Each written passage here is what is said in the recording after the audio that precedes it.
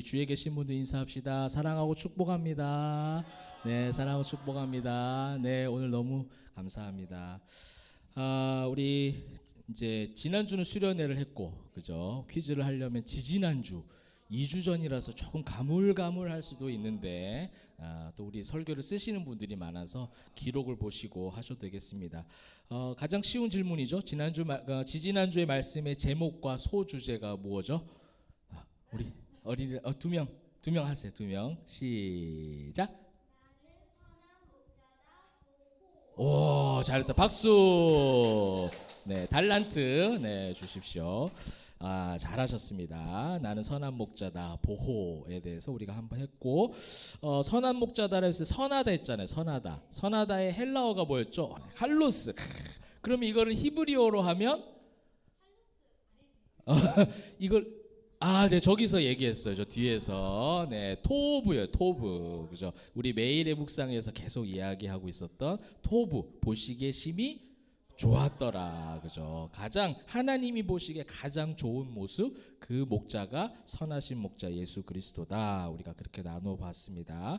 그래서 뒤에 보시면 그 예수님의 어떤 십자가의 죽음과 부활에 대해서 이미 오늘 이제 부활이요 생명이니 하는데 십자가 죽음과 부활에 대해서 선한 목자를 이야기하시면서 말씀해 주셨어요. 그래서 버리실 땡땡, 다시 얻을 땡땡, 이게 있었어요.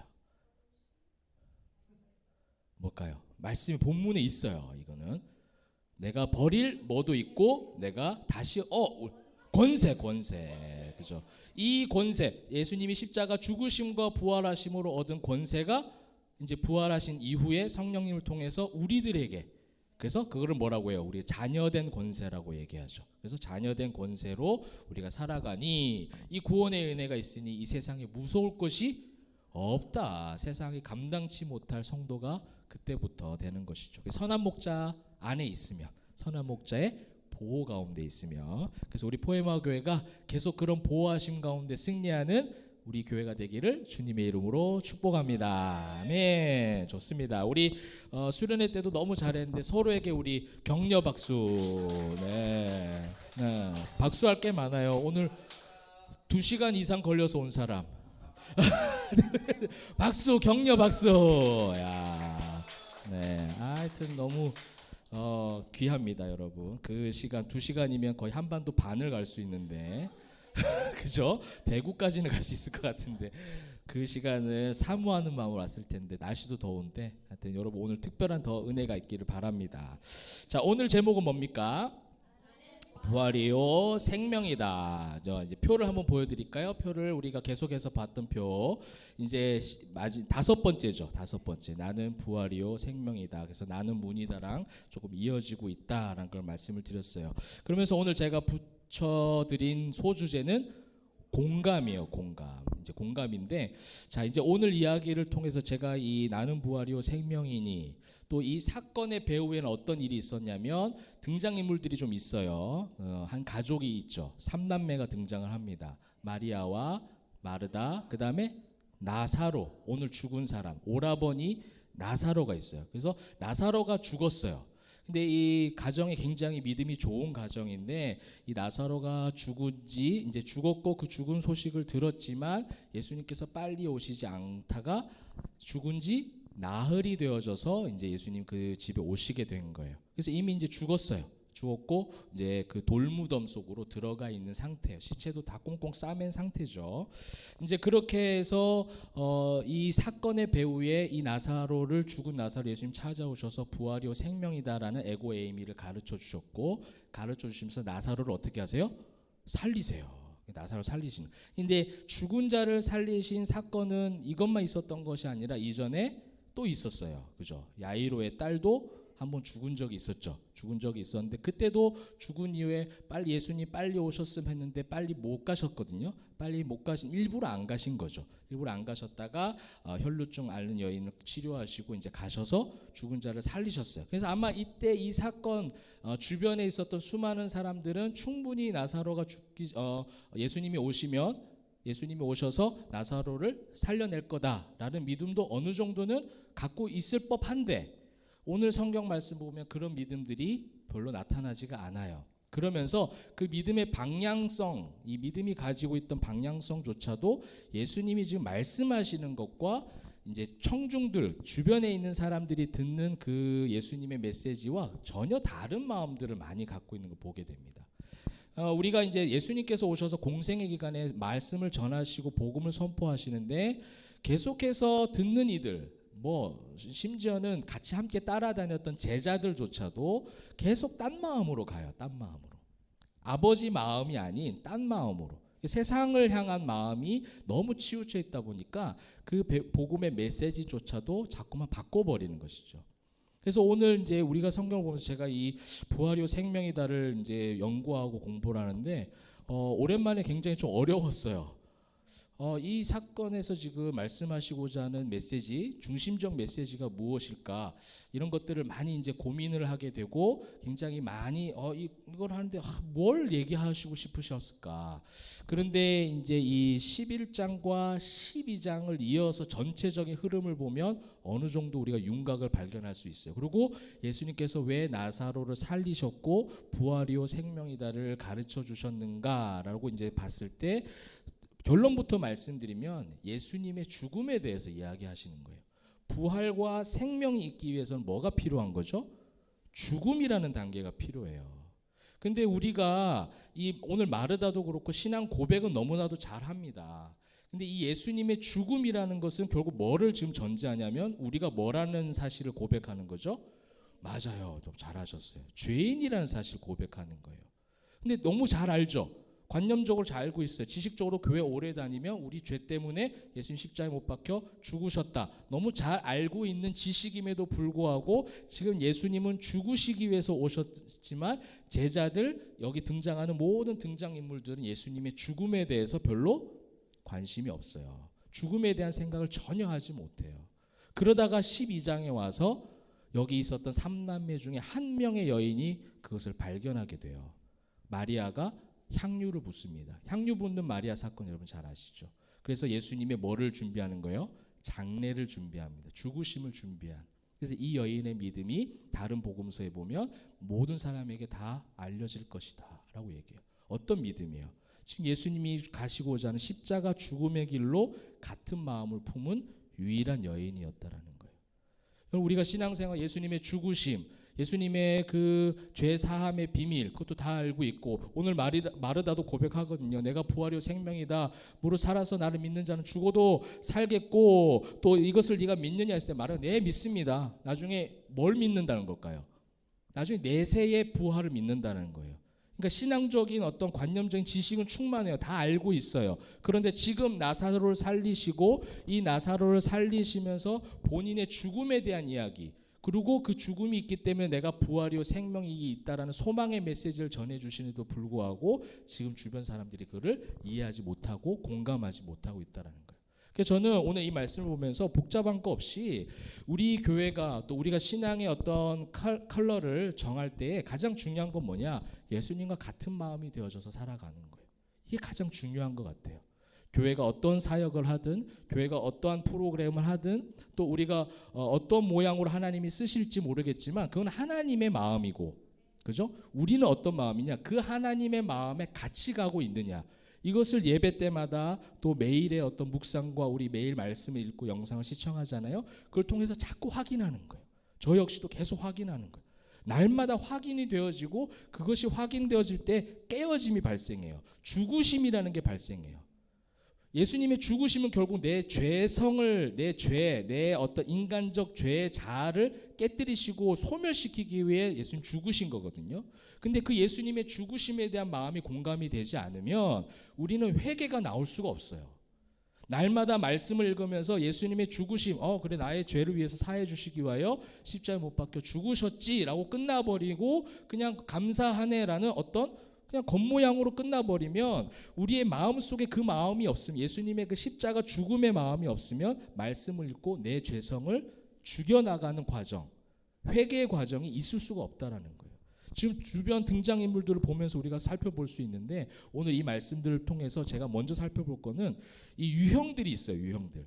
이 11장에 등장하는 등장인물들의 유형들을 통해서 예수님을 공감하지 못하는 유형들을 우리가 볼 거예요. 근데 그 유형들 가운데 우리가 속해 있을 수도 있다라는 거죠.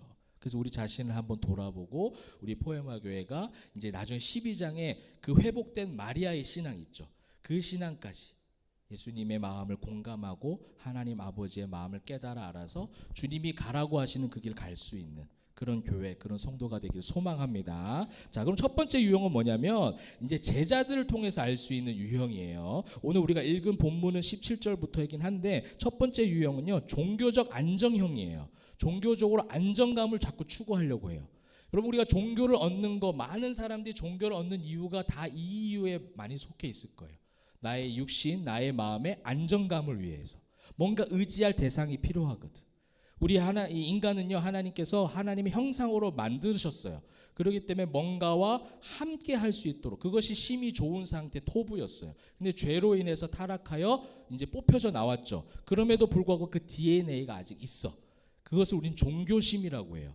뭔가를 바라보는 종교심이 있다라는 거죠. 근데 그것이 하나님인지를 모르기 때문에 세상의 수많은 것들을 의지하는 거죠. 종교심들이. 근데 그 종교적 안정형은 뭐냐면 뭔가를 의지하고 싶은 거예요. 뭔가를 신뢰하고 싶고 안정감을 위해서 종교 생활. 그래서 자기 중심적으로 해석할 수밖에 없어요. 그것이 이제 오늘 말씀에 보면 너무나도 재미있게 등장을 합니다. 11장 4절 한번 보시겠어요? 성경 보시면 예수께서 들으시고, 그러니까 이 앞에 보시면 이 3절, 이에 그 누이들이 예수께 사람을 보내어 이르되 주여 보시옵소서, 사랑하시는 자가 병들었나이다.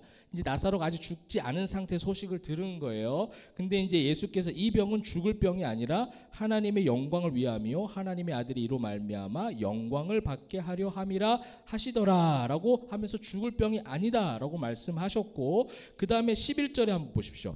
11절에 이 말씀을 하시니 또 이르시되 우리 친구 나사로가 잠들었도다.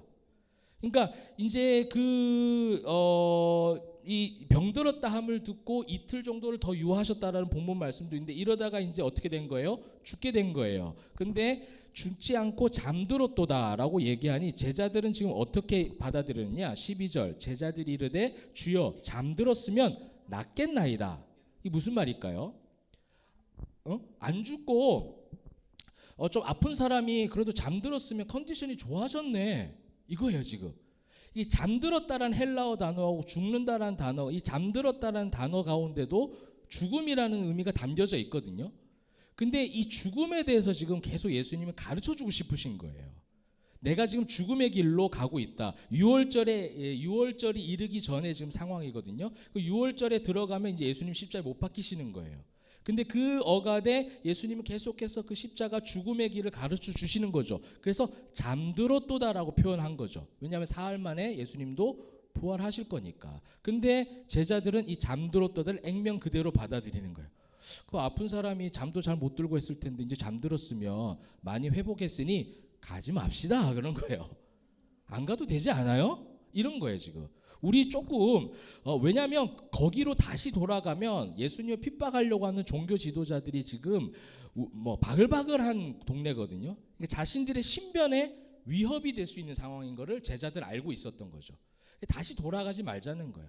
조금 더 다른 지역에 가서 더 많이 환영받고 이런 어떤 이적을 베풀어서 더 인기를 끌 수 있는 그런 어떤 안정감 있는 지역으로 좀 갑시다. 그거 잠들었으면 이제 괜찮겠네요. 낫겠나이다. 그러면 잘 됐습니다. 가지 맙시다라고 하는 것이죠. 여러분, 우리 개척교회의 길은요, 사실은 종교적 안정감을 다 내려놓고 어떻게 보면 그냥 그렇게 갈 수밖에 없는 길을 하나님 우리에게 들어서게 하셨어요.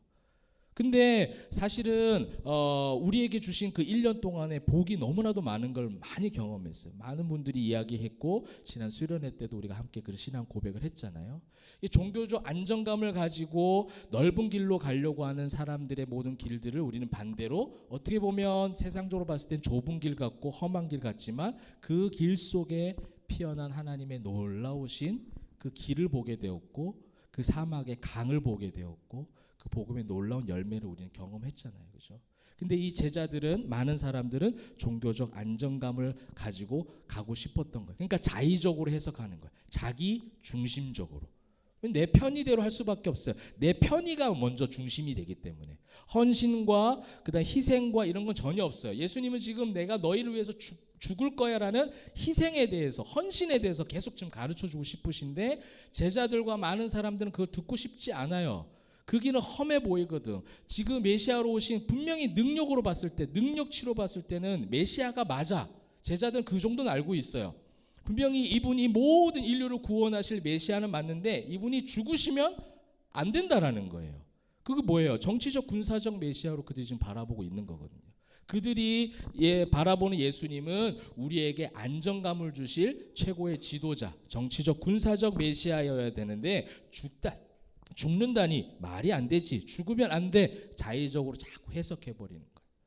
이 종교적 안정령은요, 굉장히 또 위험한 하나님과 아버지의 마음을 완전히 반대로 갈 수 있는 그런 유형이라는 거죠. 그 다음에 두 번째 나오는 유형은 뭐냐면 신비주의 한탕형이에요. 한탕형. 신비주의, 그죠? 신비롭게 예수를 믿으면 뭔가 병이 확 나아버리고 뭔가 우리 경제적 문제가 확 갑자기 해결되고 이런 거를 바라는 신비주의 한탕형, 그죠? 신비로운 종교적 능력을 신봉하는 것이죠. 이건 유대인들, 주변에 있는 유대인들을 통해서 우리는 알 수 있어요. 우리 이제 성경을 보시게 되면 자 37절 보실게요. 36절 37절. 이에 유대인들이 말하되 보라 그를 얼마나 사랑하셨는가 하며, 그들이 지금 나사로를 사랑했는가에 대한 기준이 뭐였냐면 37절 그중 어떤 이는 말하되 맹인의 눈을 뜨게 한 이 사람이, 그 사람은 죽지 않게 할 수 없었더냐. 좀 와서 능력을 베푸셨으면, 병 있었을 때 소식을 듣고 빨리 왔으면 나사로가 안 죽지 않았을까? 죽지 않았을 텐데, 죽은 자도 살리시를 그 메시아에 대한 권세는, 지금 권위는 전혀 이해가 없어요. 그 이해가 없으니 뭐라고 하냐면 맹인의 눈을 뜨게 했던 그 신비로운 능력으로 빨리 와서 살려냈으면 얼마나 좋았을까? 치료했으면 얼마나 좋았을까? 왜 이렇게 늦게 오셨는가에 대한 신비주의죠. 그러니까 예수님을 따라다녔던 이유가 바로 이거예요. 맹인의 눈을 뜨게 하고 아픈 사람들을 고치고 이 능력에만 계속해서 주안점을 두고 따라갔던 거죠. 그러니까 흔히 볼 수 있는 종교주의, 신비주의죠. 그렇게 능력이 많은 분이시라면 적어도 지금 나에게 이런 문제는, 이런 문제 정도는 해결해 주셔야 된다라는 것이 어떻게 보면 신비주의 한탕형이에요. 내가 교회를 다니는데, 내가 이렇게 섬기고 있는데, 내가 예수를 믿는데 나에게 이런 고통을 주셨으니 그 다음에 이제 이 고통을 말끔하게 해결해 주실 분도 그 주님이시기 때문에 언젠간 해주실 거야. 이걸 우리는 믿음으로 착각한다는 말이에요. 근데 사실 이게 믿음이 아니라 예수님과 같은 마음을 품지 않고 있는, 예수님의 죽으심과 부활에 대해서 전혀 이해하지 못하고 있는 잘못된 종교심이라는 겁니다. 예수님을 믿는 것이 아닌 그가 가지고 있는 나에게 필요한 능력을 믿는 것일 수도 있어요. 예수님을 믿는 게 아닌 것이죠. 그 다음에 이제 마지막 세 번째는요, 지식 의존형이에요. 그러니까 지식, 아까 말씀드렸던 마르다가 속한 부분이 바로 이거예요. 알고는 있어요.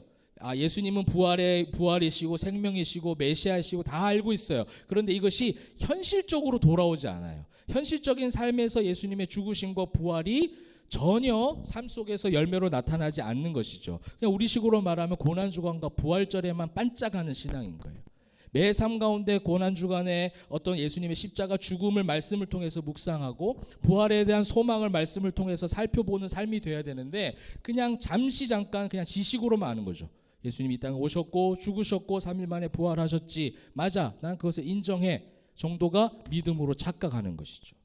오늘 이제 이제 도마도 오늘 등장을 해요. 이 지식 의존형의 도마의 이야기를 살짝 삽입을 시켜놨거든요. 도마 한번 보십시오. 16절 보세요. 자, 예수님께서 거기 가시겠다 하니까 디두모라고도 하는 누가? 도마가 다른 제자들에게 말하되, 와, 멋있는 말 한번 하죠. 우리도 주와 함께 죽으러 가자. 그래서 예수님 죽을 때 어떻게 했어? 도마 도망갔잖아. 그래놓고 예수님 부활해서 나타났을 때 어떻게 했어요? 나는 만져봐야지 믿음. 난 모르겠어 지금. 어떻게 그게 가능해? 이렇게 했던 사람 도마예요. 근데 지금 어떻게 얘기하고 있어요? 우리도 주와 함께 죽으러 가자. 그런 거 다 도망가 버리는 거죠. 그러니까 뭐예요? 현실적인 삶과의 괴리감인 거예요. 예수님에 대한 죽음에 대한 이해가 없고 부활에 대한 소망이 없으니 현실적인 삶 속에서는 다른 이야기, 다른 가치관, 다른 생각으로 다른 것에 집중하고 아버지의 마음과 다른 방향으로 갈 수밖에 없다는 거죠. 이 도마가 지금 그렇게 하고 있는 거예요. 지식적으로 부족했겠어요, 도마가? 거의 예수님과 3년의 제자 훈련을 거의 맞춰가는 지금 시점이에요. 굉장히 많이 성장해 있어야 되는 거예요. 여러분 목회자들이 가끔씩 이런 거에 되게 위안을 얻을 때도 있어요. 예수님도 3년 가르쳤는데 이렇게 안 되는데 우리가 뭔들 되겠어. 그죠? 예수님도 3년 가르쳤는데 이 제자들 다 도망갔잖아요. 그죠? 그래서 그런 거에 비하면 우리 포에마 성도들 훨씬 뛰어나다. 그죠? 이게 도마도 많이 알고 있었지만 결정적인 순간에 예수님의 죽음과 부활의 소망은 그의 마음속에 없는 거예요. 죽으러 가자 말을 했지만 전혀 죽으러 가고자 하는 마음이 없었던 거죠. 그 다음에 이제 마르다를 한번 보실까요? 마르다도 지식 의존형이에요. 예수님께서 말씀하셨어요. 네 오라비가 23절에 살아나리라 했어요. 그러면 다시 네 오라비가 살아나리라 하신 말씀을 지금 오셔서 그 죽음의 권세를 깨뜨리실 예수님을 가르쳐 주시면서 부활을 허락하시겠다라고 얘기해 주시는 건데 24절 마르다가 마지막 날 부활 때는 다시 살아날 줄을 내가 아나이다. 나 알고 있어요. 알고 있는데 지금 내 오라비가 무덤 속에서 나올 것은 그건 아니지라고 하는 거죠. 그러니까 내가 계산하는 거예요. 내가 너무 많이 알고 있기 때문에 내가 교회 생활 너무 많이 했기 때문에 그 안다는 것이 지식의 늪으로 빠져들게 만들어서 아버지 하나님의 능력을 제한을 두는 거예요. 그래서 하나님의 크심과 하나님의 능력에 대해서 오히려 내가 아는 것 때문에 아버지의 마음과 다른 어떻게 보면 정작 모르는 거죠. 그래서 예수님께서 한 번 더 가르쳐 주세요. 나는 부활이요 생명이니 나를 믿는 자는 죽어도 살겠고 무릇 살아서 나를 믿는 자는 영원히 죽지 아니하리니 네가 이걸 믿느냐. 에고 에이미 이거 얘기해 준 나는 부활이요 생명이다.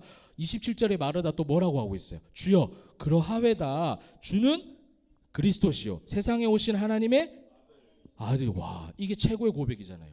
이 고백이 어떻게 보면 베드로가 했던 고백, 나중에 도마가 했던 고백이거든요. 주는 그리스도시요 살아계신 하나님의 아들입니다. 예수님이 가장 칭찬했던 신앙 고백이에요. 이 고백을 지금 누가 하고 있어요? 마르다 하고 있어요. 근데 아버지의 마음은 알고 있어요? 모르고 있어요? 몰라요. 전혀 공감하고 비공감 상태에서 말은 유창하게 잘하는 거예요. 여러분 이것을 우리는 절대적으로 경계해야 돼요. 신앙생활이 더해져 가면 갈수록 여러분이 양육을 많이 받고 성경 공부를 하고 제자 훈련을 받으면 받을수록 오히려 그 알고 있는 지식 때문에 예수님의 죽음에 대해서 예수님의 그 부활에 대해서 내가 온전히 알지 못할 수도 있다라는 거. 왜냐하면 현실 속에서 그게 나타나지 않거든요. 결국은 그렇게 이제 마르다가 이야기하는 거죠. 27절에 나온 것처럼 그리스도시요 살아계신 하나님의 아들. 이거는 예수님의 십자가의 죽음, 그 다음에 부활, 이 두 가지를 얘기한 거예요 지금. 자기 입으로 얘기했지만 정작 예수님의 죽음과 부활에 대한 그 모든 신적인 능력 그거에 대해서는 확실히 알고 있지 못했다라는 겁니다. 그 나온 어떤 증거가 뭐예요? 자, 39절 보세요. 예수께서 이르시되 돌을 옮겨 놓으라 하시니 그 죽은 자의 누이 마르다가 이르되 뭐라고 했어요? 주여 죽은 지가 나흘이 되었음에 벌써 냄새가 나나이다. 된다 안 된다? 예수님이 옮겨 놓으라 나사로 살릴 거다 했지만 아닙니다. 죽은 지 나흘이나 돼서 벌써 지금 바깥에까지 냄새가 나는데 그러지 마세요 하는 거예요. 이게 삶 속에서 예수님의 어떤 마음, 예수님께서 우리를 향한 약속, 그거를 머리로는 알고 있지만 내 삶 속에서 여러분의 직장, 여러분의 학교, 여러분의 가정에서 연결이 되지 않고 있는 거예요. 이게 지식 의존형이에요. 근데 이런 사람들은 또 특징이 뭔지 알아요? 매사에 적극적이다. 굉장히 적극적, 굉장히 힘이 넘쳐요. 파이팅이 넘쳐요. 자기 파이팅이 넘치는 거지, 그지? 이게 이제 도마도 그랬죠 아까. 죽으러 가자, 그랬잖아요. 그래놓고 도망가 버리잖아요, 그죠? 마르다, 내가 부활을 다 합니다. 아니요, 우리 예수님이 말씀해 주는 그리스도시요 살아계신 하나님 아들입니다. 그래놓고 돌을 옮기라니까, 예수님, 지금 냄새 납니다. 하지 마세요. 이러고 하는 거예요. 그러니까 뭐가 다르죠 지금. 현실과 이상주의적 신앙, 이상주의적 종교심으로 빠져들고 있는 그 등장인물들의 모습들을 보면서 우리가 이제 뭐 여러 유형이 있겠지만 대표적으로 이 세 가지 유형을 한번 살펴보았다면 오늘 이 나는 부활이요 생명이다라는 것은 죽은 자를 살리는 초자연적 능력과 기적을 가르쳐 주려는 말씀도 아니에요. 예수님의 능력을 믿을 때 이 땅에서 불가능한 일이 없으니 죽은 자도 살리시니 예수님을 믿고 고백하고 인내하면 언젠간 이루어 주실 거야 라는 그런 샤머니즘적인 것도 아니라는 거예요. 죽어서 부활한다는 영적 세계의 이론을 가르쳐 주는 것도 아니에요. 죽으면 우리는 나중에 부활해서 하나님 품에 갈 거야 라는 어떤 사후 세계에 대해서 가르쳐 주려는 것도 아닙니다. 오늘 아까 제가 처음에 서두에 말씀드렸던 이미 여러분들한테 제시했던 것처럼 이 부활과 생명을 말씀하시기 위해서 11장과 12장은 예수님의 뭘 얘기하는 거예요? 죽으심에 대해서 얘기하는 거예요. 그리고 제가 이 에고의 의미가 계속 절기와 함께 따라오고 있다고 했죠? 그럼 지금 이 여기서의 이 절기는 뭐가 중심이, 어떤 절기가 중심이 되고 있어요? 뭐 하려고 그랬어, 그죠? 한번 주세요, 달라 또. 유 다른 거 하려고 한 거 아니지? 분명히 유라고 얘기하죠. 유월절은 거기 뭐예요? 양의 피를 문 인방에 다 바른 거, 죽음을 얘기하는 거거든요. 그 죽으심을 통해서, 피 흘림을 통해서 죄의 그 심판이 넘어가는 게 유월절인 거예요. 그러니까 예수님은 지금 이 11장 12장을 통해서 요한은요 그걸 계속 강조하고 싶은 거예요. 나사로가 죽은 나사로를 살리신 예수님의 능력은 이전 이후에도 그 이적과 표적과 기사는 수없이 많이 나타났어요. 지금 그걸 얘기하고자 하는 것이 아니라 부활과 생명을 가르쳐 주시기 위해서 예수님이 어떤 길을 가실 것이다? 십자가 죽음의 길로 가실 것이다라는 거예요. 근데 아무도 거기에 대해서 공감하고 있지 않아요. 그 당시에 사람들만 그런 것이 아니라 이 시대의 우리 기독교인들이 그래요. 이 시대 교회 다닌다는 성도들이 예수님의 그 십자가 고통의 눈물에 함께 눈물 흘리지 않아요. 함께 그 마음에 공감하지가 않는다는 거예요. 오늘 그 마음에, 그 예수님의 마음이 본문에 여실히 드러나고 있어요. 여러분 한번 보실까요? 33절 보세요. 예수께서 그가 우는 것과 또 함께 온 유대인들이 우는 것을 보시고 심령에 뭐예요? 비통히 여기시고 불쌍히 여기사. 이게 무슨 표현일까요? 저는 처음에 이거 볼 때 굉장히 어려웠어요. 이게 무슨 의미였을까? 여러분, 이 비통히 여긴다는 건요 굉장히 격앙된 분노를 얘기해요. 화가 난 상태예요. 어떤 화가 난 상태예요? 유대인들이 우는 것 때문에, 죽은 자를 보고 우는 것 때문에 화가 난 것이 아니라 이 죽음에 대해서 고통스러워하고 있는, 근데 이 죽음의 이 원인이 뭐예요? 죄잖아요. 죄의 삭은 죽음이에요. 사망이에요. 그래서 죄에 대한 분노가 예수님 마음에 있었다라는 거예요. 우리가 예수님의 십자가 죽음에 대한 공감이 없으면 우린 죄에 대해서 무감각해질 수밖에 없습니다. 죄를 그냥 당연히 여길 수밖에 없어요. 합리화하기 시작해요. 근데 예수님이 지금 비통히 여기시는 거는 이 죽음으로 말미암아 고통스러워하고 있는 수많은 사람들을 비통히 여기시고 그다음 뭐라고 말씀하셨어요? 불쌍히 여기사라고 여겼어요. 죄 때문에 힘들어하고 내 양들을 불쌍히 여기사. 그래서 내가 지금 이 땅에 왔고 내가 대신 너희를 위해서 죽을 거야. 그 죄의 삭신 사망의 그 음침한 골짜기에서 헤어나올 수 있도록, 내가 그 속에서 너에게 자유를 주도록 내가 그 길 갈 거야. 내가 죽을 거야. 너희가 어찌할 수 없는 그 죄의 무게를 내가 다 짊어지고 갈 거야. 근데 그걸 알지 못하는 자들, 35절에도 예수님께서 또 뭐라고 해요? 눈물을 흘리시더라. 이르되 주여 보옵소서 했는데 그들이 이제 죽은 거를 보고 예수님께서 눈물을 흘리시는 거예요. 예수님의 눈물의 기사가 몇 군데 안 나오는데요. 여기서 눈물 흘리시는 거예요. 어떤 눈물이에요? 우리를 향한, 우리의 마음을 오히려 공감하고 있어요. 죄 때문에 얼마나 힘들어하고 있는지, 그 죄의 삭세, 사망을 통해서 얼마나 너희가 고통스러워하는지 내가 알아. 그래서 내가 너희들의 그 삶의 죄의 무게를 지기 위해서 내가 죽으러 갈 거야. 내가 죽음의 길로 갈 거야 라고 지금 말씀해 주고 계시는 거예요. 죽음의 권세를 이기시기 위해 가셔야 하는 그 외로운 십자가의 길을 홀로 지고 가시면서 눈물 흘리고 있지만 아무도 공감하고 있지 못하는. 그래서 저와 여러분, 우리 포에마교회가 바라기는 이 예수님의 마음, 하나님의 마음을 말씀을 통해서 함께 공감하는 성도들의 삶이 되기를 소망합니다. 그래서 모두가 구원에 대한 관심은 있어요. 부활에 대한 관심은 있지만 예수님의 십자가에 대해서는 관심이 없어요. 십자가 죽으심이 있어야 뭐가 있는 거예요? 부활이 있는 거잖아요. 그래서 유월절을 앞두고 십자가에서의 죽으심을 준비하는 그 예수님의 마음, 그 죄에 대한 비통히 여기심의 그 죄에 대한 분노, 이 예수님의 마음을 우리는 이 부활이요 생명이다라는 말씀을 통해서 살펴보고 우리가 연구하고 묵상해야 될 필요가 있다는 거예요. 그냥 죽은 자를 살리신 신적 능력으로만 봐서는 안 되는 거예요. 그 죽으심의 길로 가시기 위하여 부활과 생명을 지금 가르쳐주고 있는 거예요. 너희가 지금 죄로 인해서 죽을 수밖에 없지만 결국 부활할 거야. 결국 너희는 새로운 생명을 얻게 될 거야. 내가 지금 그 길로 가고 있어. 지금 그거를 눈물 흘리시면서 가르쳐주고 있는 것이죠. 요한이 그거를 기록하고자 하는 그 근거들이 오늘 이 말씀 흐름 가운데 살펴볼 수 있겠더라고요. 이 사건을 기록하기 전에 11장 앞으로 와보세요. 2절 보세요. 2절.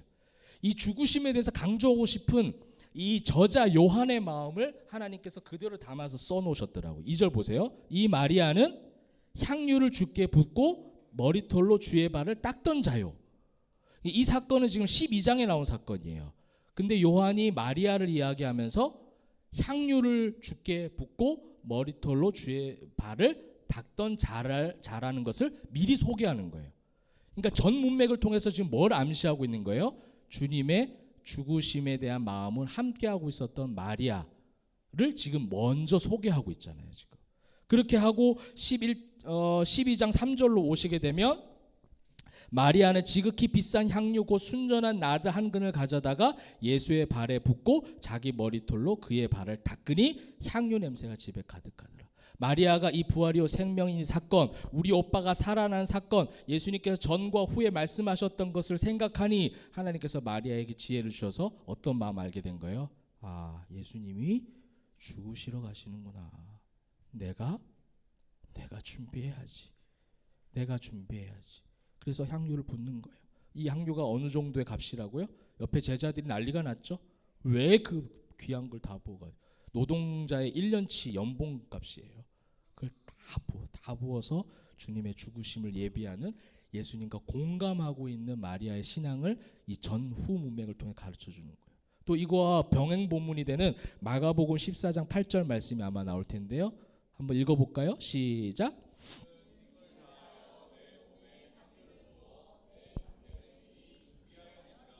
아멘. 그죠? 미리 장례를 준비했던 예수님과 같은 마음을 품었던 마리아의 이야기를 마가복음 14장에서는 이렇게 표현하고 있는 거예요. 우리 주님 다시 오시는 그날까지 우리의 인생이 이거를 준비하는 거예요. 그죠? 예수님의 죽으심, 우리가 감당할 수 없어요. 십자가를 이런 거는 공감하지 않으면서 자꾸 십자가 지고 가겠다라고 말하는 사람들이 있어. 십자가 내가 못 져요. 못 져서 예수님이 오신 거예요. 예수님 그렇게 말씀해. 내가 졌잖아. 내가 졌는데 왜 너희가 자꾸 십자가 지겠다고 해? 십자가 진 나의 마음을 함께 해달라는 거죠.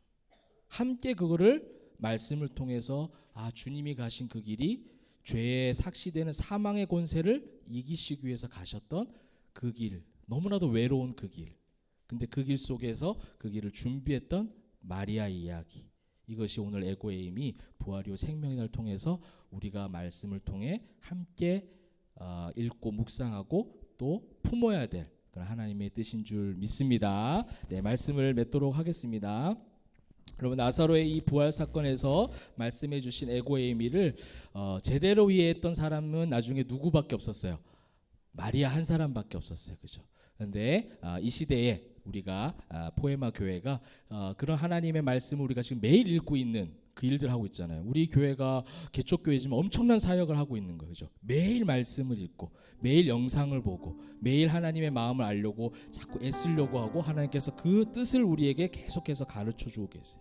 이 고민, 이 애씀, 이렇게 매일의 묵상을 통해서 매일 말씀을 통해서 주님 가신 그 길을 알려고 하고 주님 마음 알려고 하고 그 마음으로 이 땅 가운데서 광야와 같은 길이지만 살아내려고 하는 성도의 신앙, 이것이 우리가 추구해야 될 가장 중요한 우리 교회의 철학이 아닐까 생각을 합니다. 우리 사랑하는 성도 여러분, 그 길로 계속해서 갈 때에 목회자든 성도든 할 것 없이 모두가 그 십자가 죽음 앞에서 하나님을 공감할 때 같이 눈물 흘릴 수 있고, 또 부활의 소망, 주님께서 바라보신 그 비전을 같이 소망을 품고 바라볼 때에 여러분의 지금 상황, 가정, 또 현실적인 부분들, 학업이나 직업의 일들 가운데 지고 가기에 너무 무거운 짐들이 있을 수 있지만 주님께서 함께하고 계시고 동행하신다. 내가 공감하는 것도 중요하지만 더 중요한 공감은 뭐예요? 주님이 여러분들의 마음을 알고 계셔서 죽으시기까지 사랑하셨다라는 것. 그 사랑 가운데 거할 때에 승리할 줄 믿습니다. 승리하는 이번 또 한 주간 되시기를 주님의 이름으로 축원합니다. 아멘.